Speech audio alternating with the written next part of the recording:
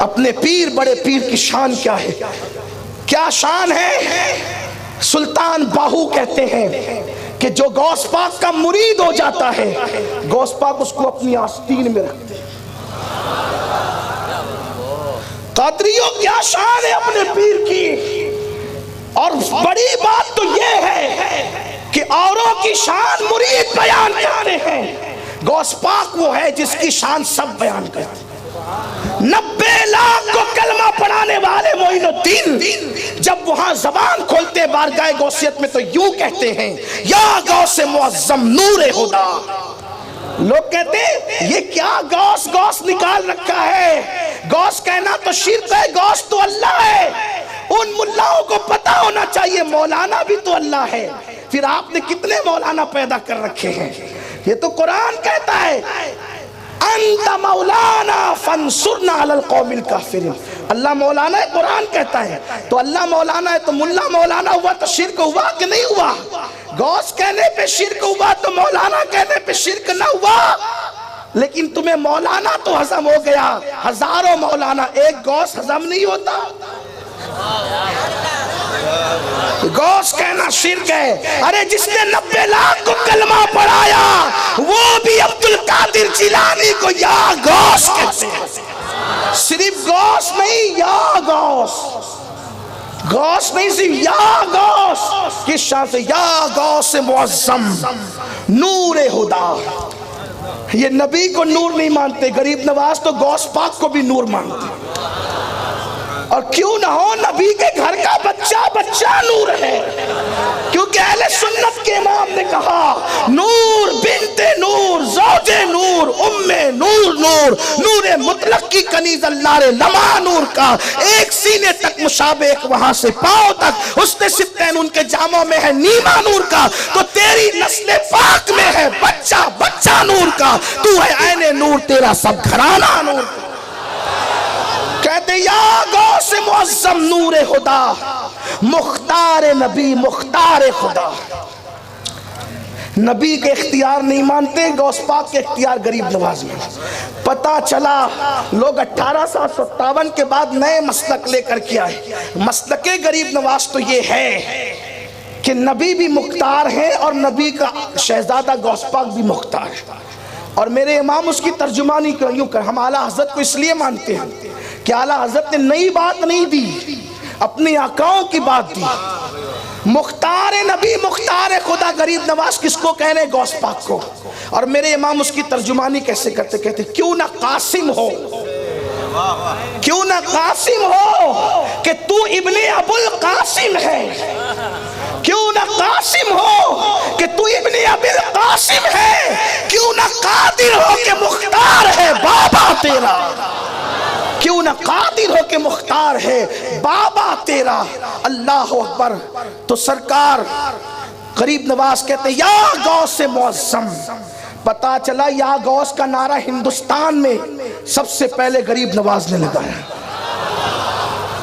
آج لوگ کہہ رہے ہیں ہم بھی چشتی ہیں، ہم بھی چشتی ہیں، 100 سال تک تو ہم سے لڑتے رہے، یہ سلسلہ کیا ہے؟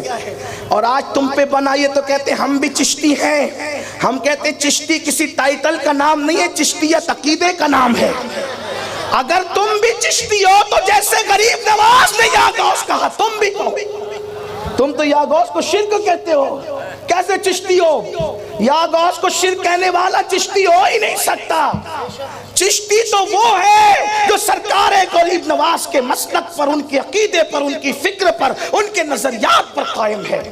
کہتے یا غوث معظم نور خدا، مختار نبی مختار خدا، سلطان دو عالم، ایک عالم کا بادشاہ نہیں، سلطان دو عالم۔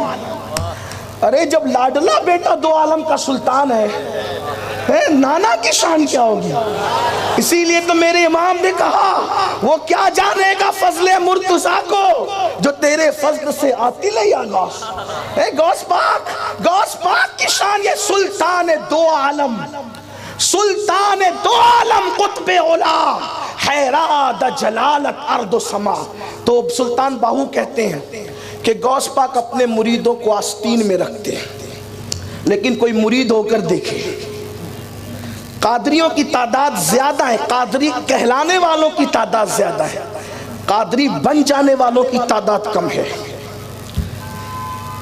میں قادری کہلانے کی بات نہیں کر رہا ہوں، کہلانے کو تو آپ بہت کچھ کہلا چکے، قادری بنو، اور کسی بھی سلسلے کے ہو، اگر تعلیمات غوث الورا پر ہے تو آپ قادری ہیں،